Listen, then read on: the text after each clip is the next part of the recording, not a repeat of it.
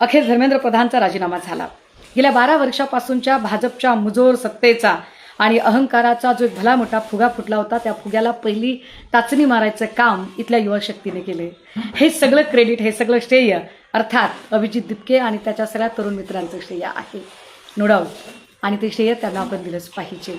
या आंदोलनाने नेमकं काय दिलं असा जेव्हा आपण विचार करू, तेव्हा पहिला मुद्दा की गेली 12 वर्ष ज्यांनी जात आणि धर्मामध्ये इथल्या प्रत्येक माणसाला गुरफटून ठेवलं आणि जाती धर्माच्या मोठमोठ्या भिंती उभ्या करण्याचा प्रयत्न केल्या, त्या सगळ्या भिंती या आंदोलनाने जमीनदोस्त करून टाकल्या. दुसरं, या आंदोलनामुळे भाजपच्या विरोधात आता आवाजच काढायची कुणाची ताकद नाही, कुवत नाही.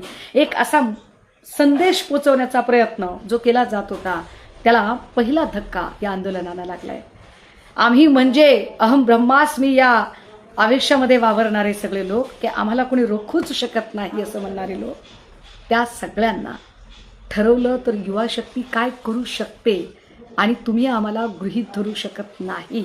भलेही तुम्ही कितीही मेजॉरिटी, किती आमदार फोडले, खासदार फोडले, तरी इथल्या युवा शक्तीच्या भावनेचा अनादर करण्याची हिमाकत तुम्ही करू शकत नाही, हे दाखवण्याचा प्रयोग या आंदोलनानं केला आहे. या आंदोलनामुळे एक महत्त्वाची गोष्ट जी तयार झाली ती ही की जेव्हा आजूबाजूच्या सगळ्या देशांमध्ये, बांगलादेश असेल, नेपाळ असेल, सिरिया असेल, इजिप्त असेल, ह्या सगळ्या देशांमध्ये जिथे रक्तरंजित क्रांत्या होऊन सरकारं उलथू पाहत आहेत, तिथे अजूनही भारतातली एकूण लोकशाही आणि इथल्या लोकांचा उद्रेक आजही संयत मार्गाने बाहेर पडतो. ते क्रेडिट इथल्या भारतीय संविधानाचं आहे, जे संविधान या संपूर्ण आंदोलनामध्ये सगळ्यांना बांधून ठेवण्यासाठी अत्यंत उपयुक्त ठरलं.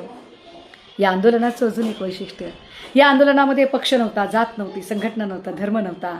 या आंदोलनामध्ये फक्त एक स्पिरिट होतं की yes, we are Indian, we are youngster, we are Gen Z, आणि तुम्ही आम्हाला अजिबात गृहीत धरू शकत नाही.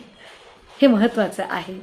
आणि मला असं वाटतं की जे भारतीय जनता पार्टीचे जे गेली 10-15 दिवस सोशल मीडियावर हे फॉरेन फंडिंगवाले लोक आहेत, यांना बाहेरच्या देशाकडनं फंडिंग मिळते, हे देशद्रोही आहेत, हे आतंकवादी आहेत, यांची मागणी चुकीची आहे, तुमच्या पद्धतीने काही होणार नाही, राजीनामा तर देणारच नाही, असं जे सगळे सोशल मीडियावर जे लिहिणारे सगळे होते, त्या सगळ्या लोकांचा दर्प, तो अहंकार, ती मस्ती या आंदोलनाने धुळीस मिळवलेली आहे.